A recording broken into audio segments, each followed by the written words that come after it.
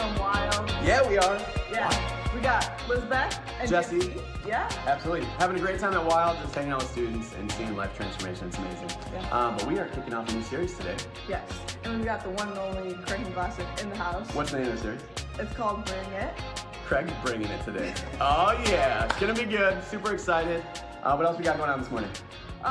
Yeah, we're talking through just No Child and what it looks like for that part of our organization, and we sponsor a lot of children in different countries. Yeah. So stay tuned Absolutely for the amazing. service. You'll get more info all about that, but we'll be with you right back here, right after Yes. service. Yeah. We'll see you soon. Have a good one.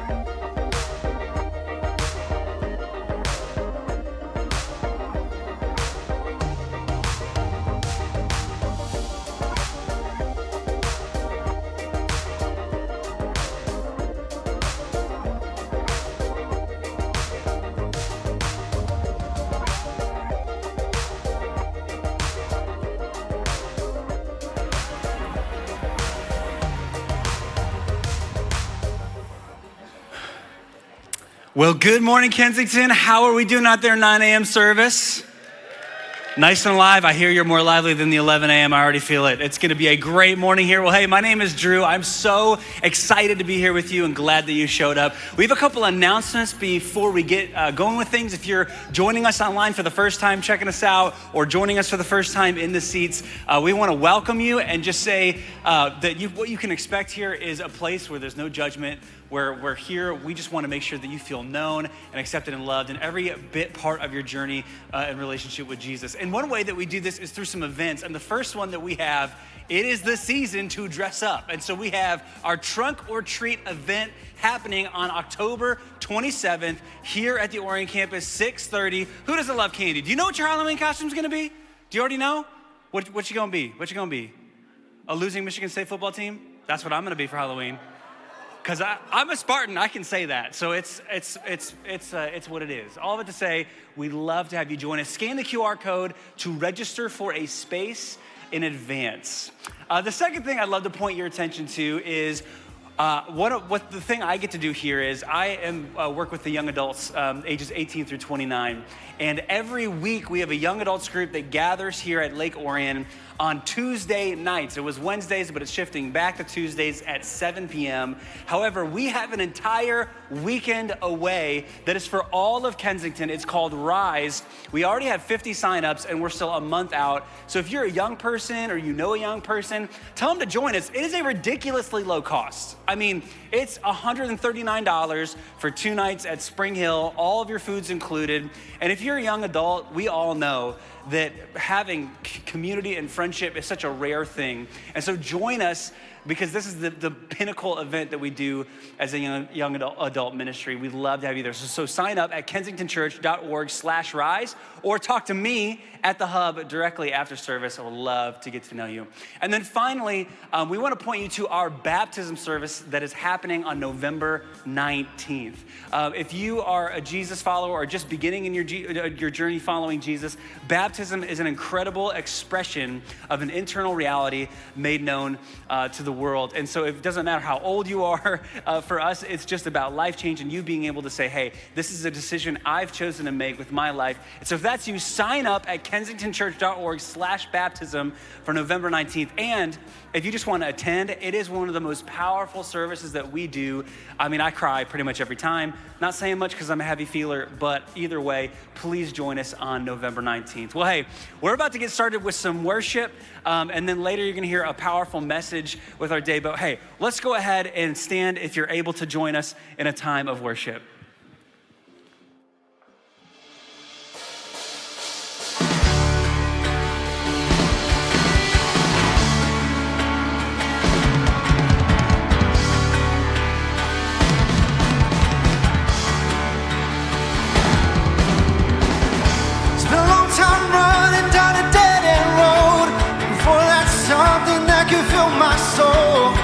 Never found what I was searching for. It's been a long time running from a messed up past. You can't go forward when you're looking back, but I ain't looking back anymore. Oh, he called my name, and he stole my shame. Oh, everything changed when I came running home.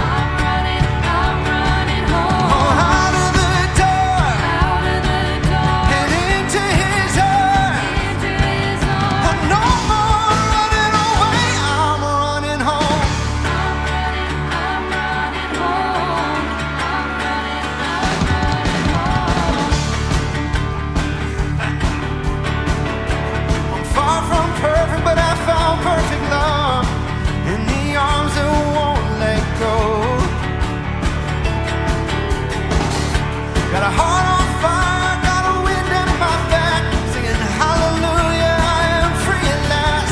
Every day I'm running home. Oh, he called my name, and he stole my shame. Oh, everything changed when I came running home. Oh,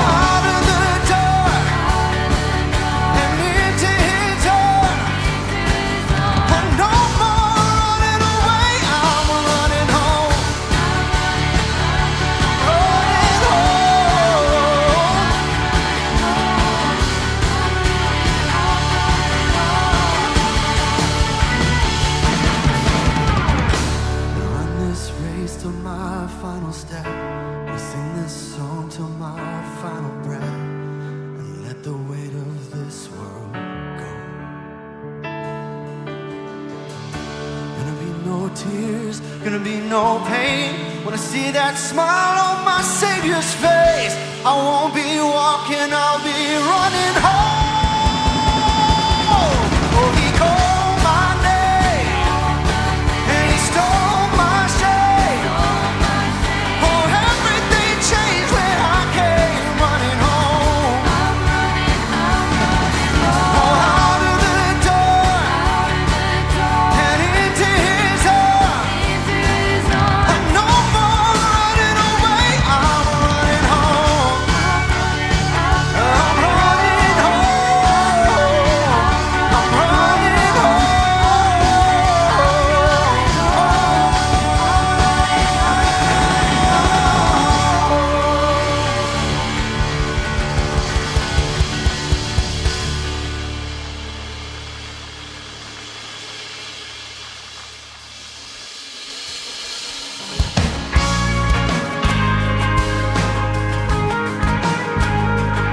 I'll sing sometimes on this journey. Sometimes on this journey, I get lost in my mistakes. What looks to me like weakness is a canvas for your strength. Well, my story isn't over. No, my story's just begun. Failure won't define me, 'cause that's what my Father does. You sing it. Failure won't define me. Sing, ooh, lay your burdens down. Ooh, your shame at the door, 'cause it ain't welcome anymore. Ooh, oh, you're in the Father's house, yeah.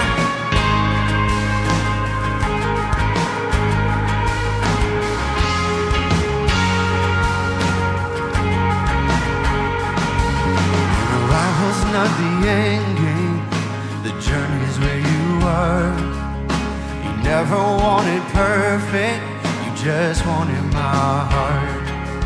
And the story isn't over if the story isn't good, 'cause failure's never final when the Father's in the room. No, failure's never final when the Father's in the room. Ooh, oh, lay your burdens down. Ooh, here in the Father's house.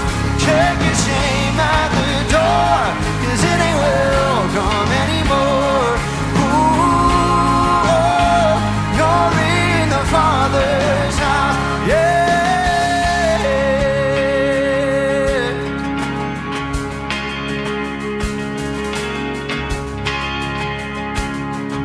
When we sing prodigals, prodigals come home, the helpless find hope. Love is on the move when the Father's in. Come on, you sing, prison door.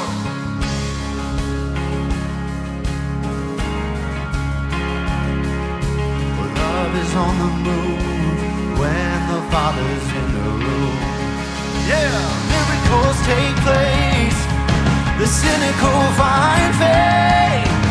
Love is breaking through when the Father's in the room. Jericho walls are quaking, strongholds now are shaking. Love is breaking through when the Father's in the room. Oh, love is breaking through when the Father's in the room. Ooh, oh, lay your burdens down. Ooh, oh, here in the Father's house. Check your shame at the door, 'cause it ain't welcome anymore. Ooh, oh, you're in the Father's house, yeah. Lay your burdens down. Ooh, here in the Father's house. Check your shame at the door, 'cause it ain't welcome anymore. Ooh, oh, you're in the Father's house, yeah.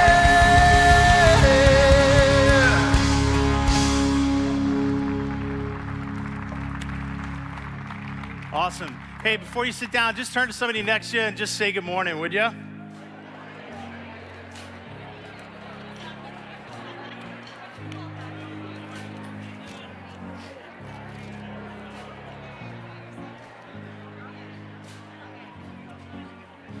How about that opening song? You guys know Matthias could get that high? He didn't either until right then. So, oh man. So we are launching into a new series today called Bring It. It'll take us the next couple of weeks long, looking at a number of different things that Jesus really compassionately says to us, bring these things to me. Whether it's your pain or whether it's your doubt or whether it's your curiosity or your questions, like bring them to me. But when you think of the phrase bring it, I don't know what that conjures up for you, but anybody else in the room when you hear bring it, what do you think? When you hear bring it, what do you think? Yeah, like kind of combative, right?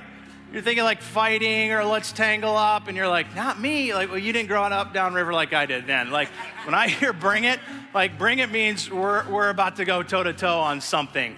And today, what's going to be interesting is that as we look all series long on the ideas of Jesus saying and multiple things like tenderly, compassionately, bring those things to me, today's going to be a little different.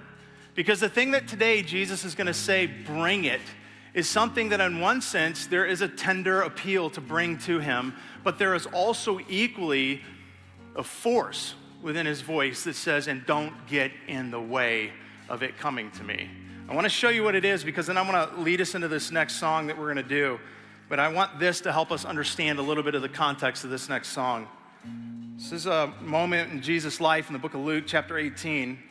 He's teaching, people are coming to him, they want to be healed by him, they want to hear, they want a front row seat. Some have come to believe that he's a God of creation, some are just curious, some are there for the show. They're like, I hear he makes food appear out of nowhere, let's go see. So there's all kinds of reasons why people are gathering. But there's a particular group of people that are gathering that the disciples try to stop. And people were also there bringing their babies to Jesus. And they were bringing them for him to place his hands on them. And when the disciples saw this, they rebuked them. So the disciples were like, listen, sorry, not gonna happen today. Jesus has got too much going on. He's too busy. We packed the schedule too tight. And it's babies. Come on, guys. We've got sick people here. We've got hungry people. Like, we just don't have time for this. And Jesus gets pretty indignant about the whole situation. Different gospel accounts even relay at different levels of his energy. But this one says here in verse 16, but Jesus called the children to him. And he said, let the little children come to me, and do not hinder them. For the kingdom of God belongs to such as these. And then he takes it a step further and he says, truly I tell you, anyone who will not receive the kingdom of God like a child will never enter it. So one of the things that we felt is so important to sit in for a little bit of time on this first week of the series is this idea that of the things that Jesus says, bring to me, bring to me. We're going to look at a lot of things that will be personal to you, things that will be you, your fears, our struggles, our worries, our doubts. But today what he says, bring to me, is the children. Bring to me the kid, not just yours. Bring to me, do not get in the way. And there's this sense of him saying with tenderness, bring them to me, but also with intensity, and if you get in the way, I will bring it to you. Kind of like we saw Michigan do to State last night. Just saying. Welcome to all you State fans that are still at home and just couldn't pull yourself together enough to get out of bed today. We love you. You're just losers, but we love you. So, with that said, we have employed the help of a handful of some of our favorite kids around the world that God has just gifted us to allow our paths in life to cross over the last number of years. And they're gonna help take us into a piece this morning that will launch us into this idea today that one of the things that God's heart beats the most for is that we as his followers would be determined to remove every barrier in the way of children knowing who he is.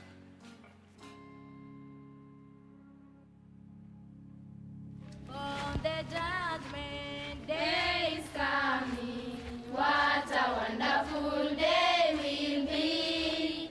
Christ forever is the living Rock of Ages, praise for me. On the judgment day is coming, what a wonderful day will be. Christ forever is the living Rock of Ages, praise for me. Loving Father, when I was in trouble, I used the gospel to be my pillar. I will be enter in the Rock of Ages, praise for me.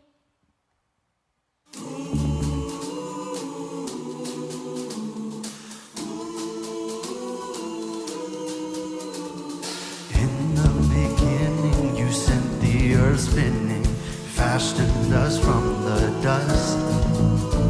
And since our existence, there's only been one mission: for you to commune with us. And then came the garden, we became the fallen. Sin made us lose our way. Oh, but the love that's too good to give up set a course for amazing grace. This is the gospel, this is the good news. Tell everybody how he saved you. This is the gospel, come hear the good news. Tell everybody there's a God that loves you. Oh, how he loves you. There's a God that loves you. Oh, how he loves you. There's a God that loves you. Then came the Savior, was born in a manger. manger, raised up to ransom us. Healing the blind, raising dead back to life, all the signs of his perfect love. And there on the cross, how he paid every cost, he defeated death and grave. And on that third morning, the stone started rolling. Oh, what a beautiful day. This is the gospel, this is the good news. Tell everybody how he saved you. This is the gospel, come hear the good news. Tell everybody there's a God that loves you. Oh, how he loves you. There's a God that loves you. Oh, how he loves you. There's a God that loves you. Hallelujah, here and now. You have turned my life around. Amazing grace, how sweet the sound. I was lost, but now I'm found. Hallelujah, here and now. You have turned my life around. Amazing grace, how sweet the sound. I was lost, but now I'm. This is the gospel, this is the good news. Tell everybody how he saved you. Yeah, this is the gospel, come hear the good news. Oh, tell everybody there's a God that loves you. There's a God that loves you. There's a God that loves you. This is the gospel, good news. Tell everybody there's a God that loves you. Hallelujah, here and now. You have turned my life around. Amazing grace, how sweet the sound. I was lost, but now I'm found.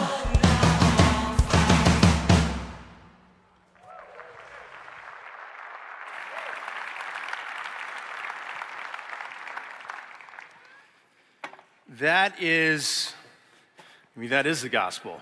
That whole song, the message of the song, the lyrics, the words of that song. And as followers of Jesus, which I would assume many of us in the room are, some of us are still trying to figure it out. Is there a God? Is Jesus him? But for those of us that are followers of Jesus, that's our call, is to bring that message that there is a God. His name is Jesus. He has made a way for us to know him through his death and resurrection. The gospel message, our job is to bring that message, and not just in word, but in deed as well, to bring it to the entire world. But here's one of the things that's interesting, is that as you read through the scriptures, although God's heart is for all people, there seems to be something that uniquely happens in the heart of God when our gospel effort care is directed at those who would be considered least of in the world. And not least of by means of value, but vulnerability. Jesus even once said this in the book of Matthew, chapter 25, verse 40, he said, "The king will reply, 'Truly I tell you, whatever you did for one of the least of these brothers and sisters of mine, you did it for who? For me.'" Like, he is so clear. He says, listen, this isn't just like serving, and I'm glad because that's what you should do. He says, when you actually serve in a gospel-oriented way towards the people who would be considered in this world least of, it's like you've done it for me. And again, not least of in value, because all of us have the same value to God. All of us are created in God's image, but least of in vulnerability. And I would just suggest to you that there is no more vulnerable among us, ever has been, is, or will be, than children. And so what I just want to do for a little bit of time this morning is look at what the heart of God is for children. Look at a little bit of the reality of what our world is doing and how I believe it is actually, in many regards, functioning like the disciples once did, attempting to get in the way of them coming to the knowledge and to the arms of Jesus, and what that means for us as his followers to do in response. So I want to pray, and then we're going to jump in. I do want to just let you know, I don't do this often, but every now and then we'll give a little bit of a rating to a service. This might be like a PG-13, because I'm going to share some details. I'm going to share some stats today. So I only say that to you if you've got super young kids in here. You are forewarned. Nothing inappropriate, but some things that'll make you cringe. Just in terms of student culture, the reality of kids in our world and what's happening. And so if you were debating whether or not to get your kids in K-Kids today, you're like, I didn't make it, maybe I should bring them in. You've been warned, so now you know. So again, nothing inappropriate, PG-13. Glad you're sitting here with them, but there will be a couple moments that just wanted you to realize I want to dive into some real material today and some very real reality. Good? Let me pray. Father in heaven, I do want to come before you and acknowledge this morning that you are so present and you are so good. And part of your goodness is in your presence, to be here with us this morning. And so I pray, God, that you would use the rest of the time that we have, as I believe you've already been doing, to continue to speak. You do that through song, you do that through interactions, even in the lobby. Some of us have already had a moment today in the parking lot or the lobby where we felt you communicate something that we needed, whether it was through a touch or through just a moment of conversation with somebody. But God, you use the whole day, and so continue to do that, I pray. And would you let my words be true to who Jesus is, be true and faithful to the scriptures that you have given us to understand you. I pray that this morning that you would grow a deeper sense of burden within our hearts for the things that your heart is burdened for, particularly as it relates to children today, Father. I pray that you would create within us what I believe is functioning within your own heart right now as we look around the world and consider the case of our kids. And I pray that you would just own the rest of this time, that it would be all about you, it would be all because of you. In Jesus' name, amen. Hey, we're going to take up our offering real quick. One of the things I want to do before we take up our offering is I always love the chance to help all of us realize what these moments do in reality, like afterwards, like what do these moments actually do? And so here's how we do it. If you're new, we got some people who are going to come down. They're going to pass buckets around. Obviously, some of us might be familiar with that and might be ready to do that, but we also have plenty of opportunities to give online. But let me tell you, as this is going around, let me tell you what some of these moments actually turn into. I told you a number of months ago about one of our students in our high school program here. He's a senior right now.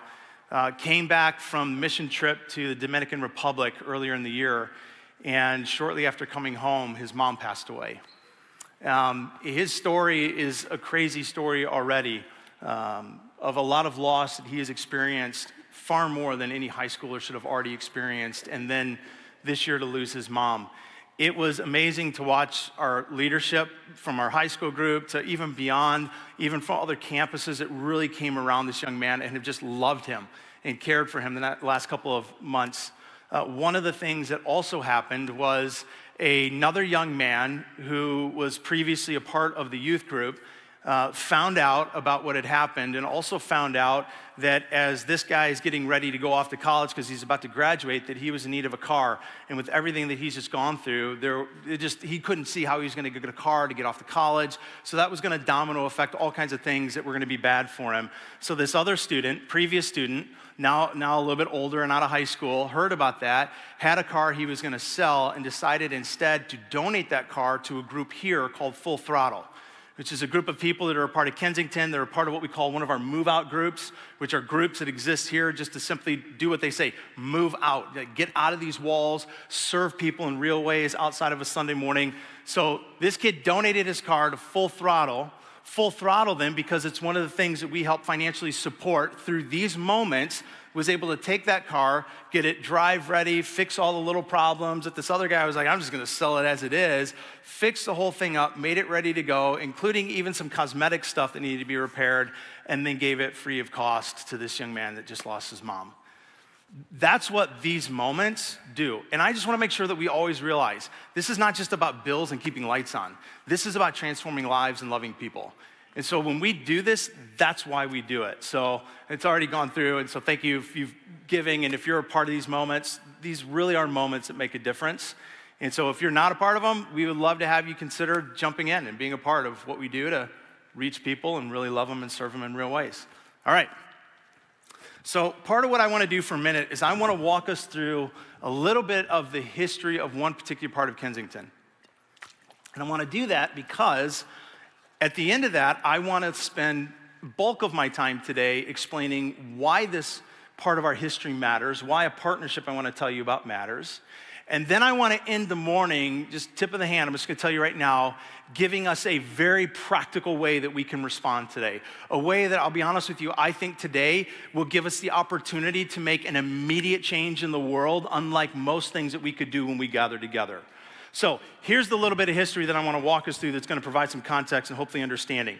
In 2003, Kensington formed a partnership with a group called POM, Pokot Outreach Ministry. Now, Pokot Outreach Ministry existed long before we came along. It was already functioning in Western Kenya. It was functioning before we showed up, but through a series of relationships, mostly with one of our founders named Steve Andrews, we were able to jump into a relationship with what they were doing.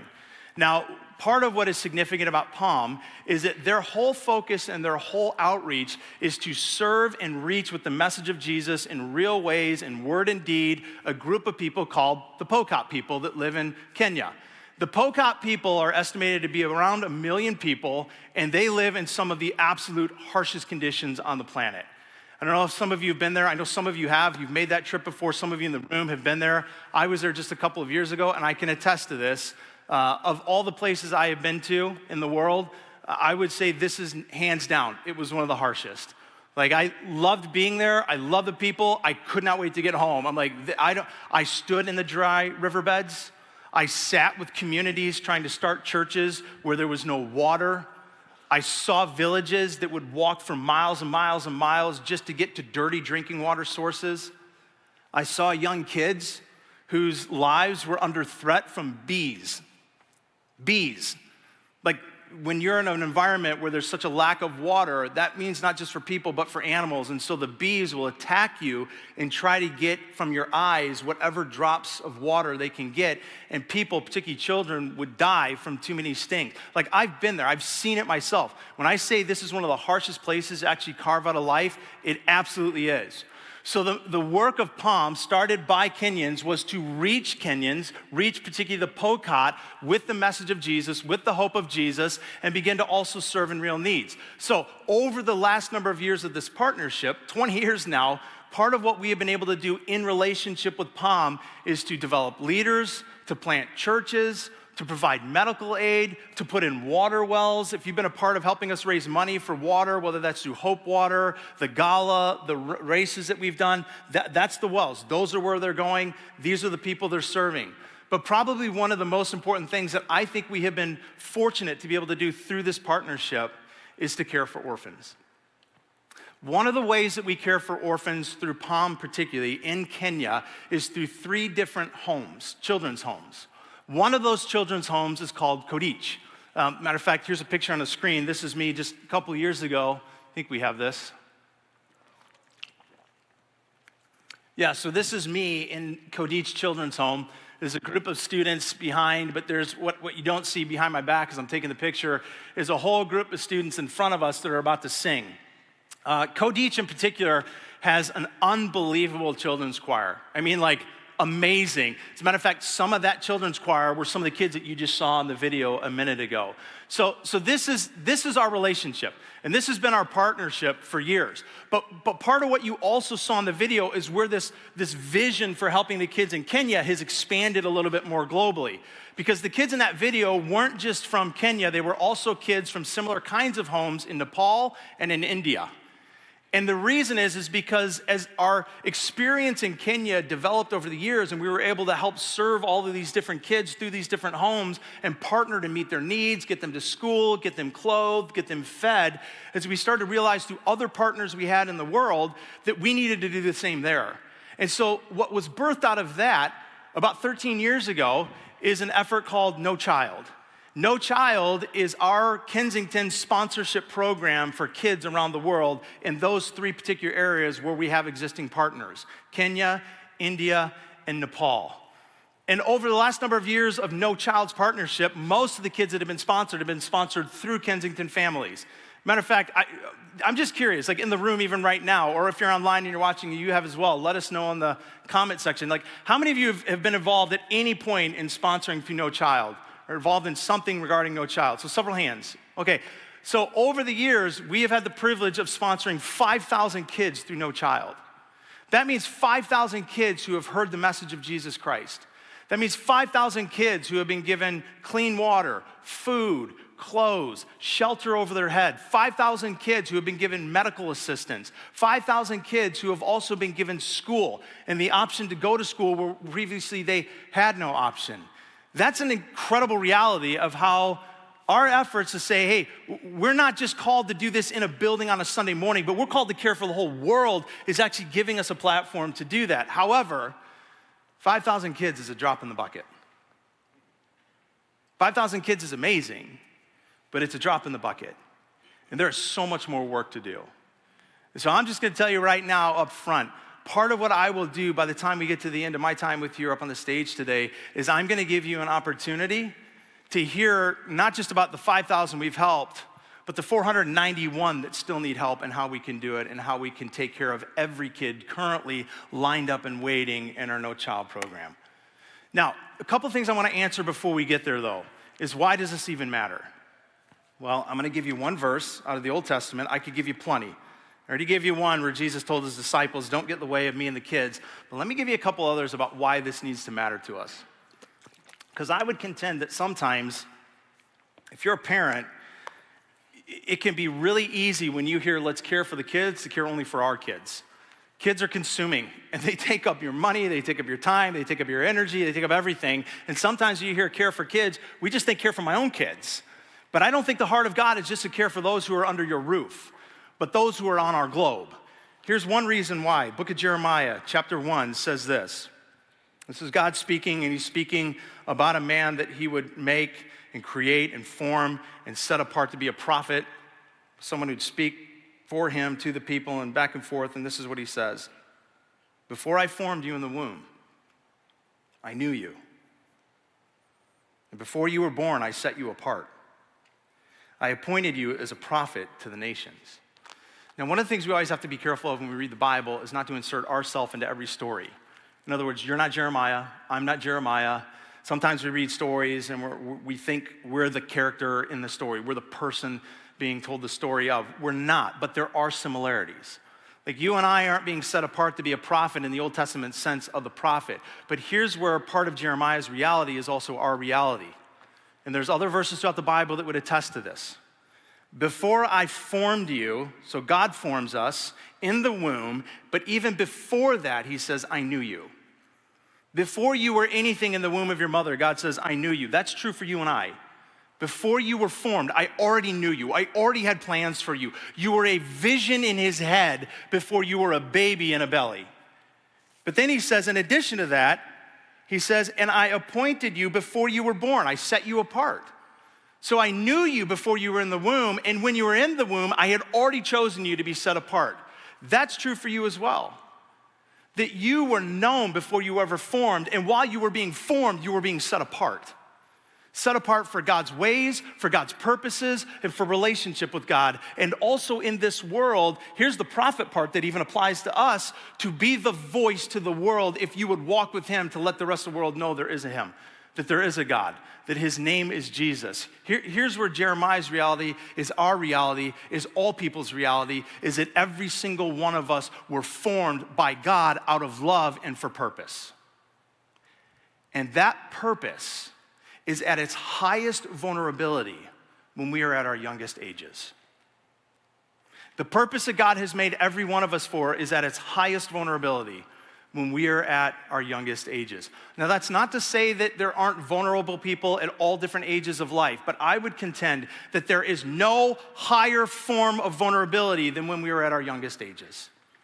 You ever watch the Discovery Channel? You ever watch animals hunting animals?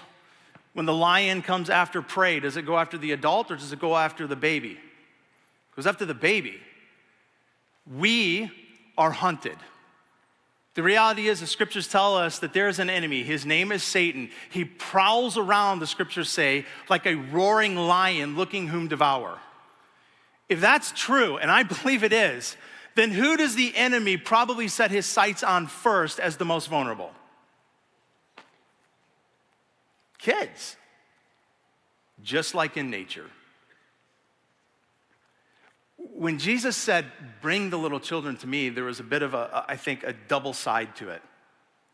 On the one side, it was a very tender, bring them to me. There are pictures even in the Gospels of Jesus with his arms around them, loving them on his lap, bringing them in close to him. So there is this tender, bring them to me, but there's also this fierce devotion to say, and if you get in the way, I will bring it to you. Like there's just something modeled in the life of Jesus that is very unique in his affection for children that creates within him a tenderness that they would come to him and a fierceness should we get in the way of that. And in case you think I'm over speaking for Jesus, I'll let him speak for himself. Book of Matthew, chapter 18, says this. That was annoying, sorry. At the time, the disciples came to Jesus and they asked, "Who then is the greatest in the kingdom of heaven?" And he called a little child to him, and he placed the child among them.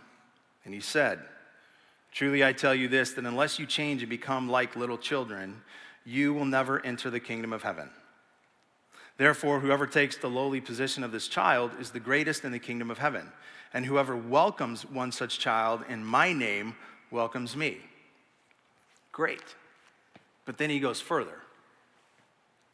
"If anyone causes one of these little ones, those who believe in me, to stumble, it would be better for them to have a large millstone hung around their neck and to be drowned in the depths of the sea."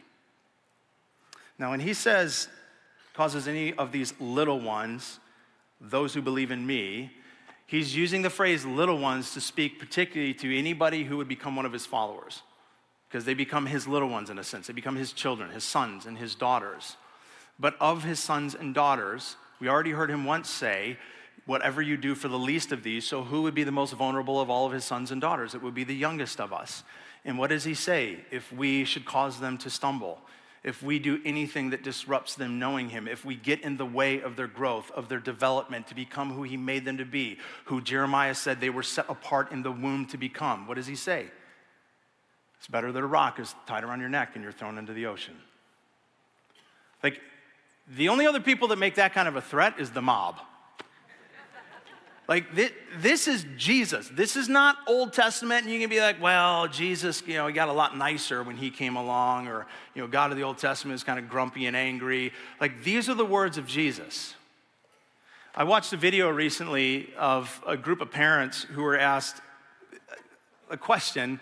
You get it, it's gonna be a weird question, and it's complex, I understand, but the question was, if you had to kill to save your children, would you? And surprisingly, to me at least, the majority of the parents asked this question responded that they didn't know how to answer the question. Where I would have assumed that the answer would be, I hope I never have to. I certainly would never want to. But if you threaten my children, it's better that a cinder block be tied around your neck and you thrown in the ocean. There is something fierce about the heart of God that says, do not get in the way of this work. As a matter of fact, if you're my follower, I expect your heart to feel the same and to own that work. I think one of the greatest signs of a society being governed by evil is when we willingly and easily offer our children up to be sacrificed. And I think that's been true throughout human history as much as it is still true today. If you think about human history and some of the reality of kids, let's go back to the ancient world. Obviously, we know this, but in the ancient world, it was not uncommon to have literal, physical, graphic, horrific child sacrifices. And not just in some places, but all places. You have it happening in Africa, in Asia, in South America.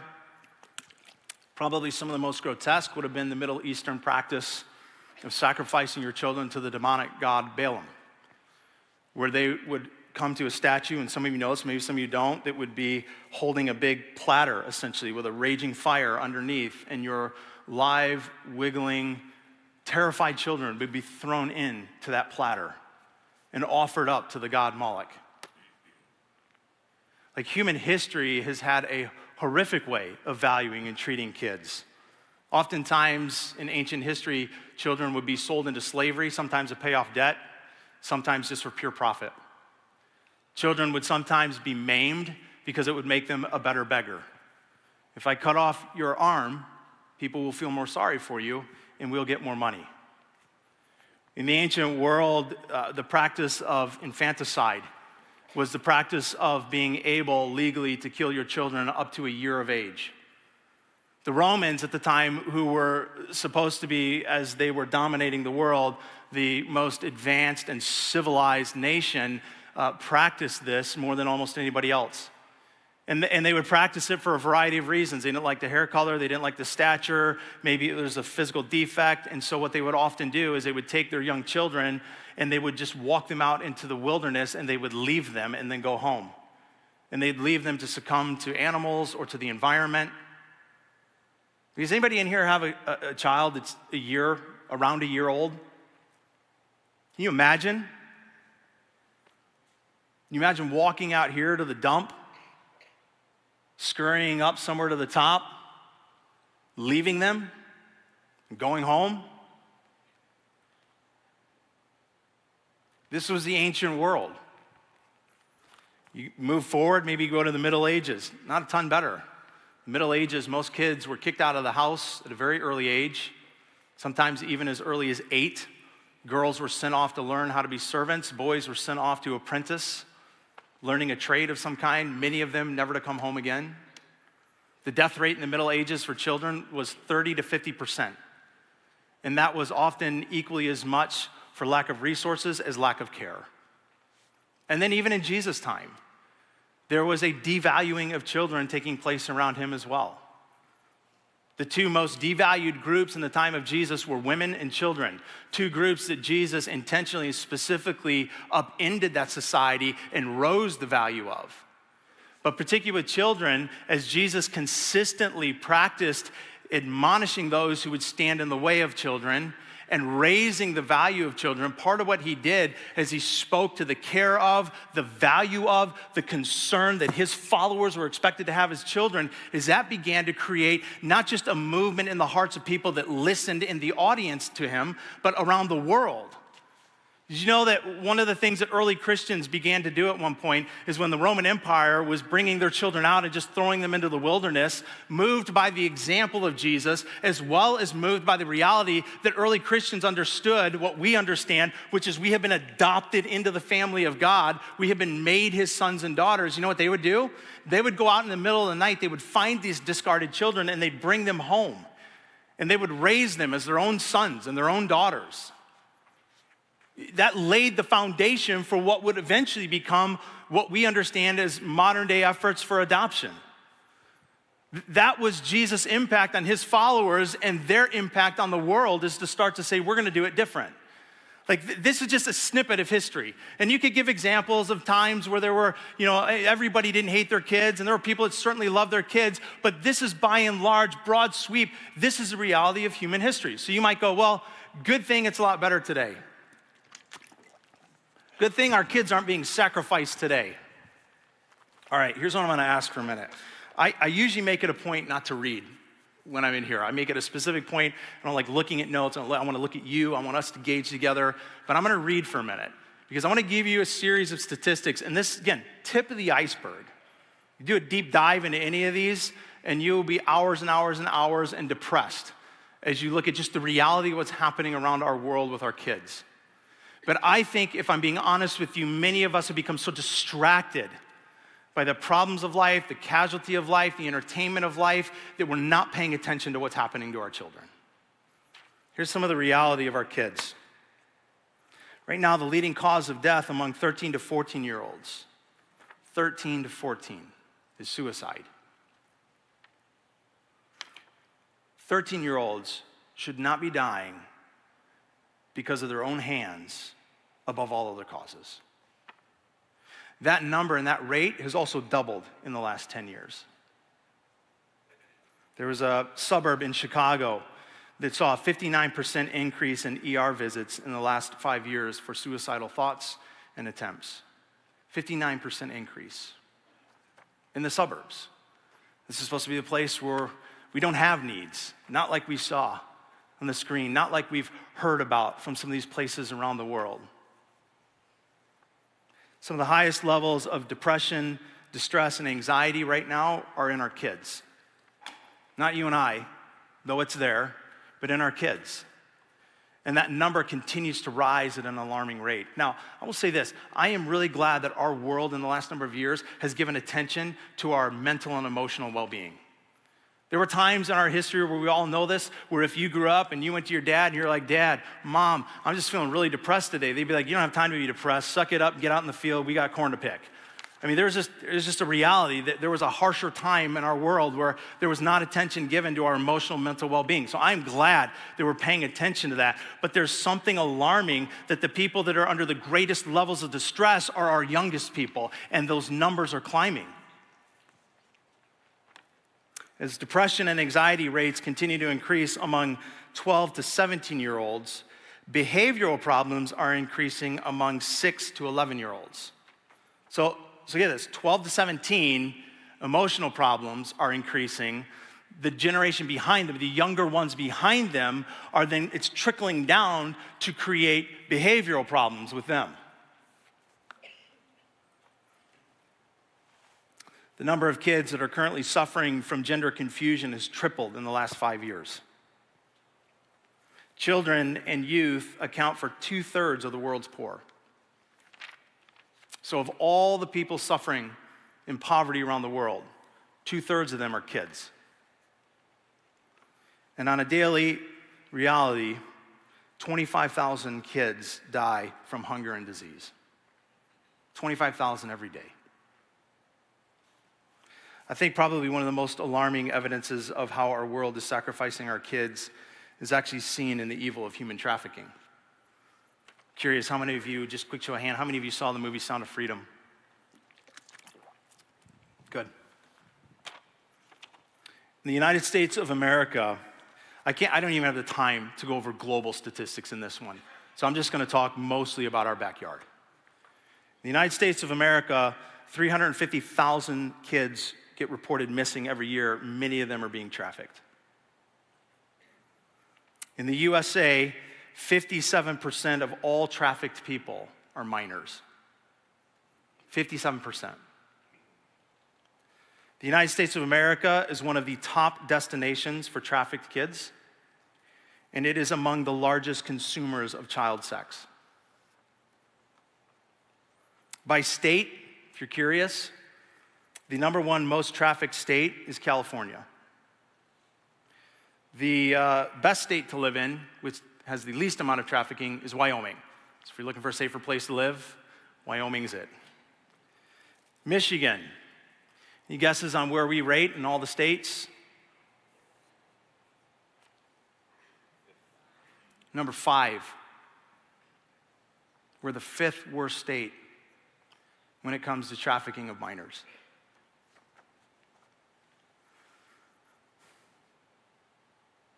The number one factor for trafficking, particularly for minors, is poverty.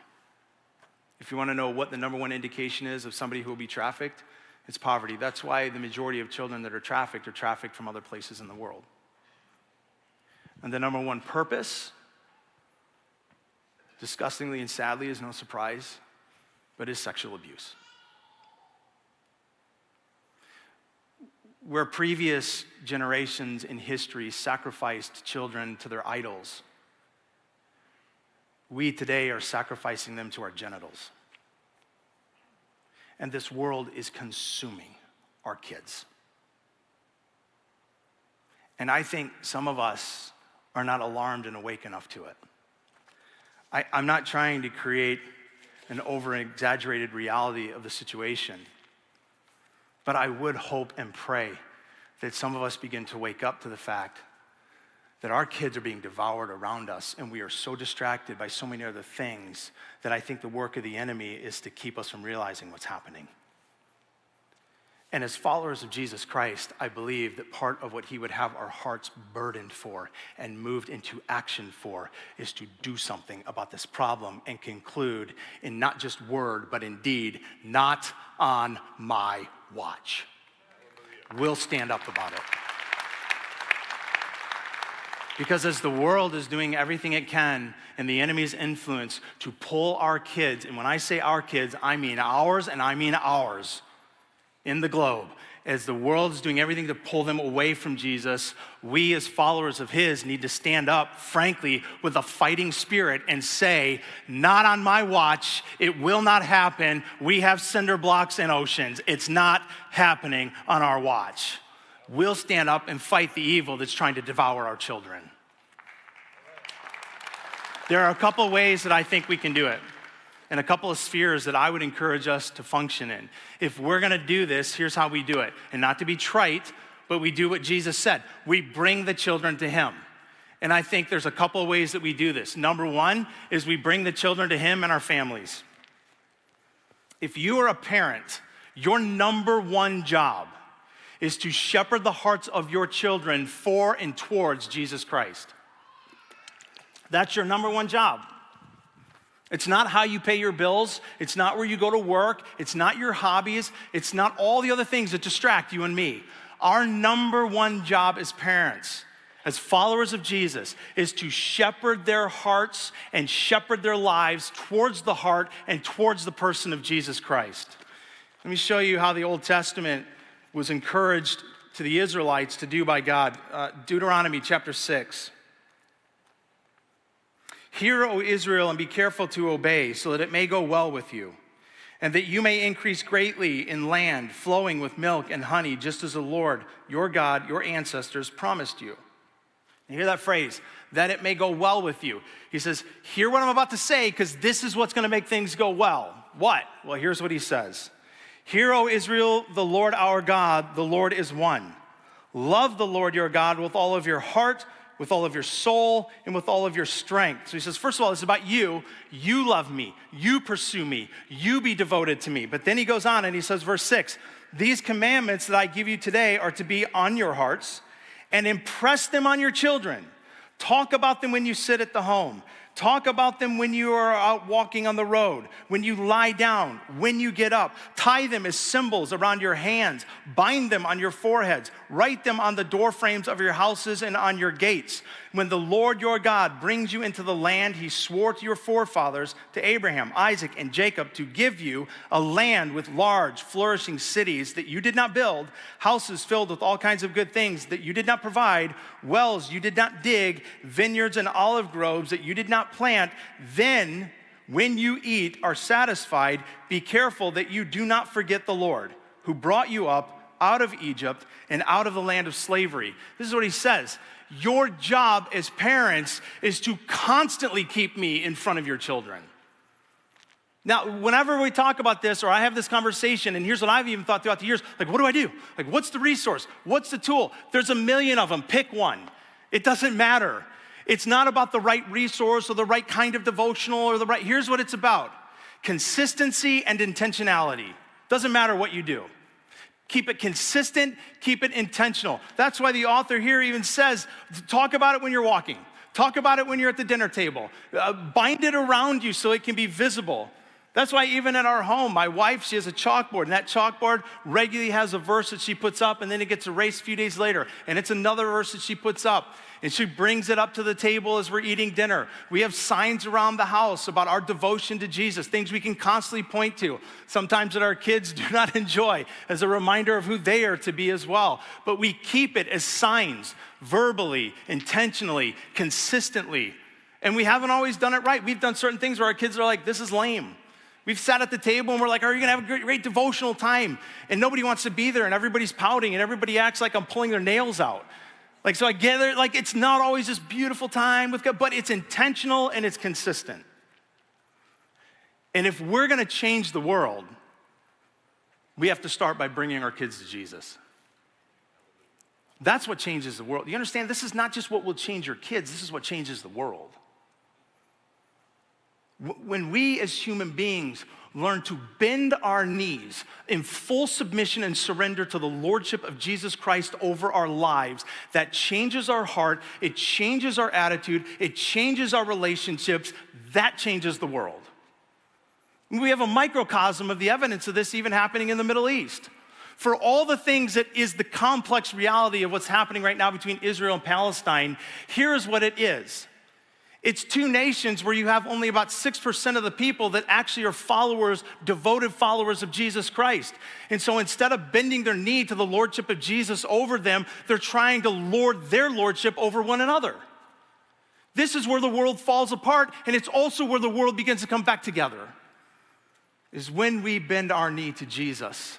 And nobody in this world has the power to invite, teach, and train your children to do that but you and you alone. Nobody has the power like you do. The first place we begin is we bring our kids to Jesus. Now, I also realize that some of you might say, well, my kids are older and they're grown. I feel like that ship sailed for me.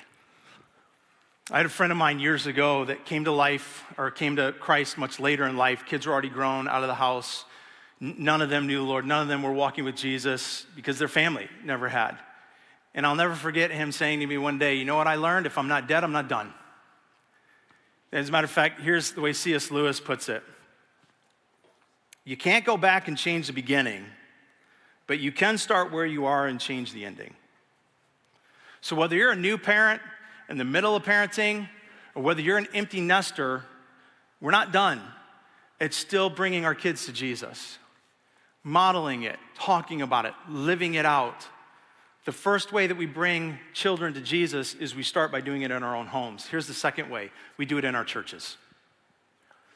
Our two areas of Orion that should be the most populated areas with volunteers and leaders should be K-Kids and should be our student ministries.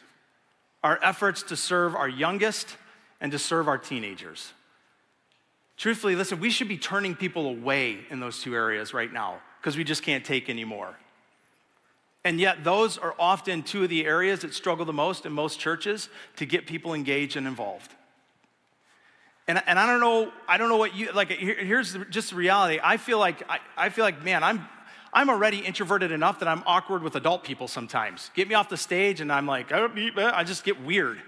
Put me with teenagers and I'm like, they're gonna kill me. Like it just, I don't even know what my own think of me half the time.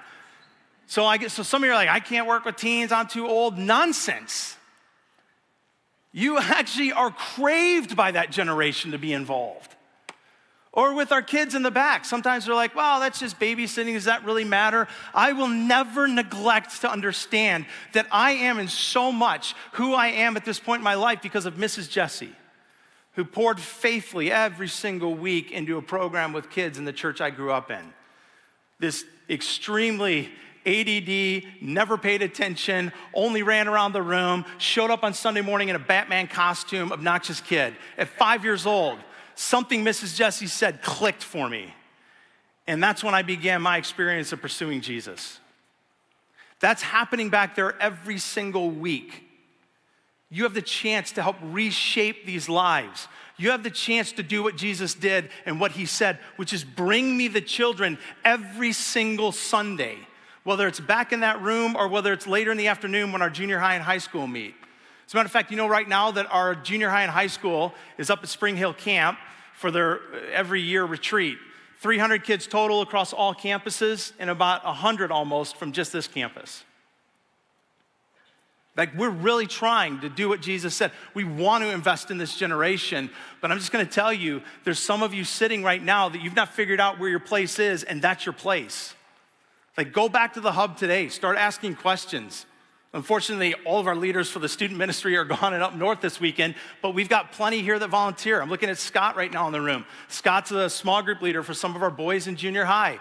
So Scott just volunteered to be out in the lobby and talk to you after service. Thank you, Scott. That's very kind of you. Love Scott's heart. So go back there today and talk to someone. Let me tell you, here's the other way. And K-Kids, get back to the K-Kids desk. Ask them what you can do. Ask them how you get involved. Ask them where you can serve. Even if you start this weekend, on Friday of this week, we have a trunk or treat. Go and ask kids, there's still a table. Can I come? Can I set up? Can I do a trunk or treat space in the spot? Wear a costume. I've already got mine picked out. You'll see what it is if you come. But get there, help, go back and serve. The church should be a place where we constantly have to just turn people away and go, we've got more than enough to help right now. And we're actually the opposite side of that at the moment. And then lastly, the world. We need to bring the kids to Jesus in our homes, in our churches, and around the world. This is what No Child is giving us the chance to do. When I walked out of the movie Sound of Freedom, part of what I felt was probably what you felt, the horror of what I just saw. But the other part of what I felt, and I was with a group of friends that we went to go see it, and everybody agreed that there was just kind of this, we stood in the lobby, and there was this just like sense of like, what do we do? Like literally, what do we do? Do we become Liam Neeson? Do we go, I don't know, do we fly overseas and kick in doors and drag kids? Like, what do we do? Well, there's a lot to do, and we can't do everything, and we can't do everything for everybody. But one of my favorite quotes ever is, do for some what you wish you could do for all. This is what No Child is doing. We're not, unfortunately, touching every kid's life in the entire world, but we are changing the world of a lot of kids' lives. I want you to watch a story real quick of a young man named David, who is one of those kids, and hear, not just from me, about the change in his life based on the situation he's in, but hear it in his own words. I am David Lokemer, an alumni of Kaurion Children's Home. I would like to share my story. Welcome. I was born to a farmers in a remote village in eastern Uganda. As a young boy living in Pokot tribe, my life was good and I was happy. My family worshipped many pagan gods. We believed the earth was governed by mysterious spirit gods that we had to appease. When I was 7.5 years old, my village was brutally attacked by a band of nomadic riders. I ran away to hide in the trees to escape from the attackers. When I emerged from hiding, I saw devastation and people weeping. I then realized that both of my parents had been killed. But there was no time to feel sorry for myself. I had a young brother, and now I was the only caregiver. Life looked bleak as we had no food or shelter or no one to turn to. I worked odd jobs, doing whatever I could to get by, but long hours of manual labor and living outdoors took a toll on us. Life was a struggle.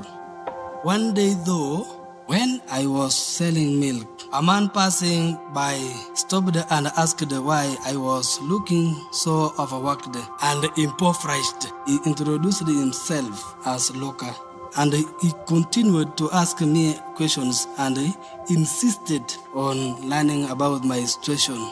After sharing my story, he told me about school. I was confused as I didn't know what school was. He shared that my brother and I had a right to get an education. But I told him that nobody was going to allow orphans like us to come to school. A few days later, Luca took my brother and I to the Kaurion Children's Home to attend school, and soon afterwards, we moved into the orphanage dormitory. For the first time since my parents died, I had food, clean clothing, and safe place to sleep. But something even more important was happening in my heart. I was starting to know God.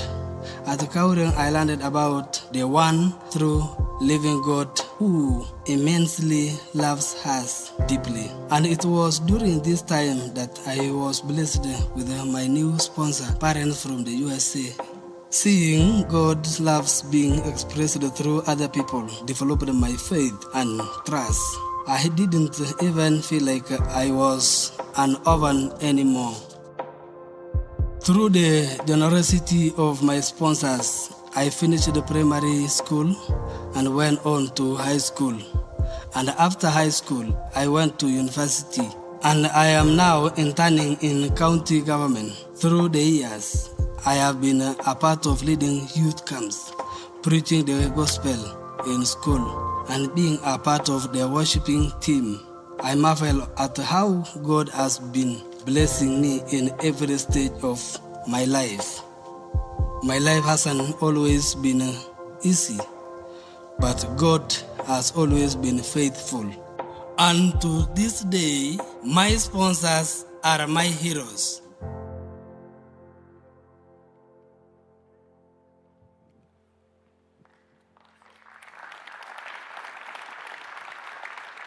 David is one of 5,000 people, 5,000 kids that have experienced the kinds of things he's experienced, but also experienced no child coming alongside and helping provide what the world has taken away.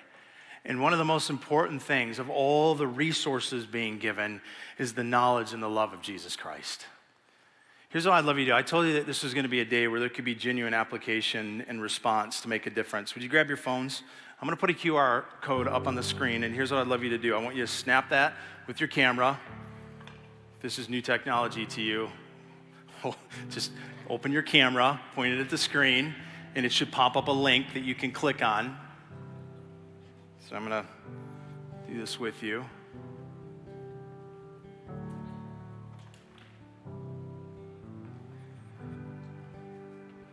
"5,000 kids who have been given housing and schooling, clothes, water. 5,000 kids who have been cared for with medical attention that they wouldn't have otherwise gotten.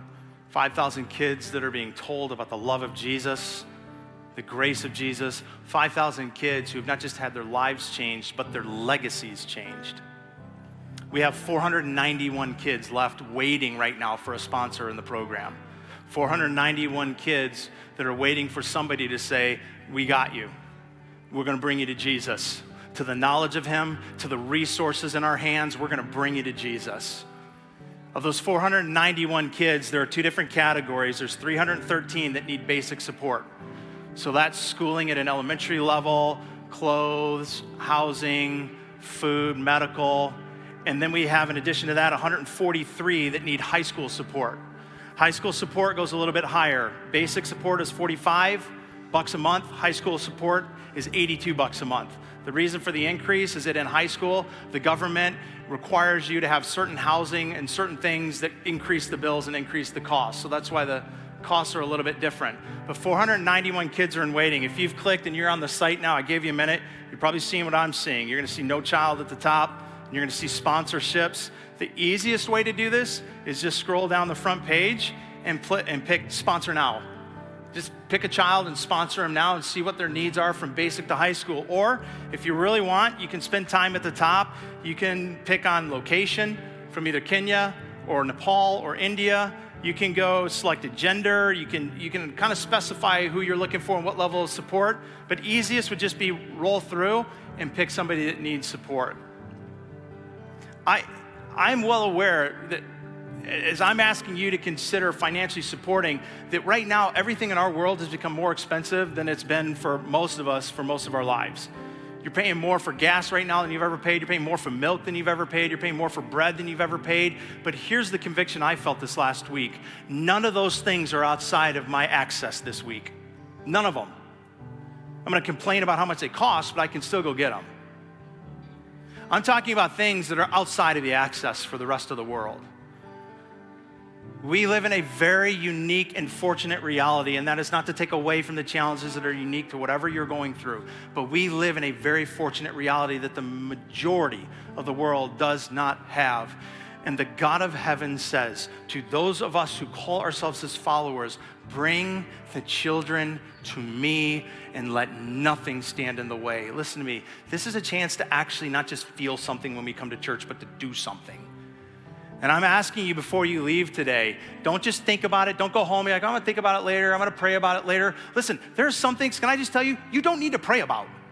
There's some things you don't need to pray about because God's already spoken. Matter is closed. And he's already said, care for the least of these. So will you join me? And I'm doing this with my family today. We are picking somebody to sponsor as a family. Would you join me and pick somebody to sponsor today as well? Let's make this 491 0 before the end of this weekend. Listen to me. When Jesus said, bring me the children, this isn't all the ways we do it, but this is one very real, tangible, immediate impact way that you and I can do it and make a difference in this world. So I hope you will with me. God, would you move in our hearts with burdens that are yours, that we would be burdened as you, that we would be burdened for what you are burdened for. God, if there's any part even this morning of anyone feeling like I'm just trying to use a moment and use a stage or use music to create a response, then God, would this true sincerity of our hearts as a church, of my heart this morning, come through, that we want to be a people, that it would be said of us as a church, we took serious your words, Jesus, to look for and care after the orphans.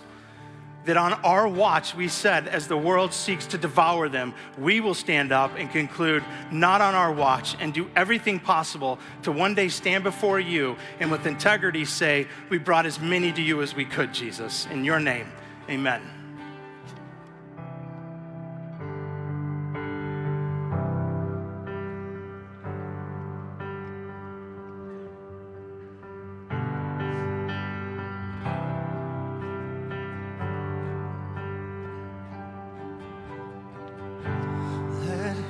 Turn it in your favor.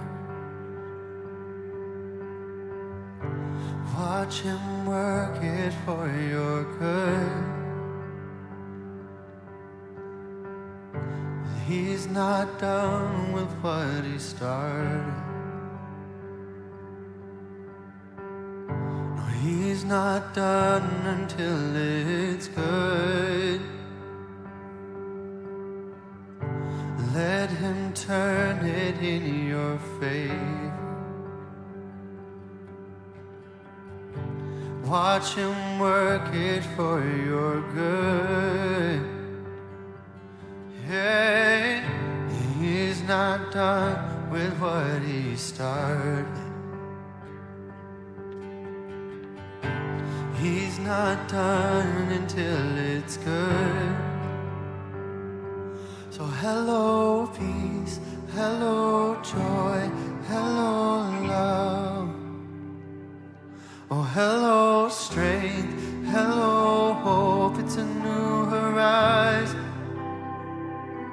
Oh hello peace, hello joy, hello love. Oh hello strength, hello hope, it's a new horizon.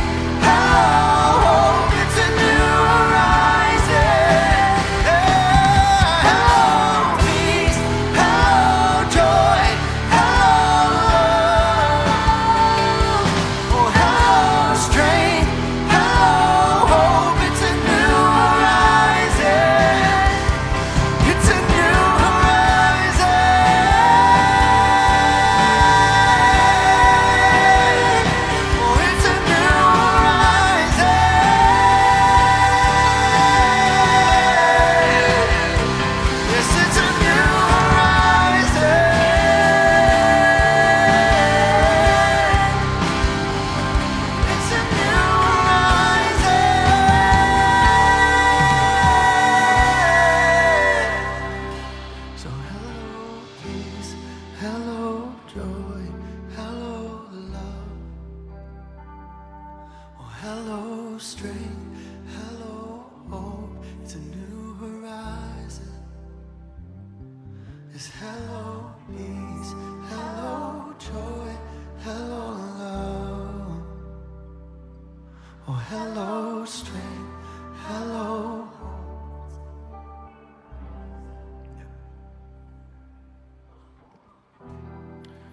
All right, next week, we're going to talk about bringing our pain to Jesus. The things that we don't know what to do with and that are overwhelming and eating up inside. How do we bring that to Jesus? But between now and then, let's save some kids. There's a table out in the lobby for No Child. I'd love you to go out there and even talk with them. If you want more information, they can answer it. If you want to get signed up, you couldn't figure out the thing and the QR, go out there and talk to them.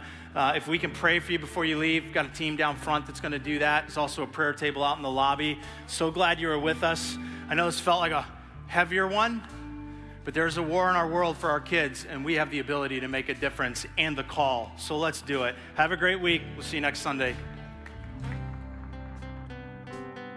Hey, thank you so much for joining us for today's service. I love the idea that this message brings of what it looks like to invite others into our faith journey and how we can challenge others to do that as well.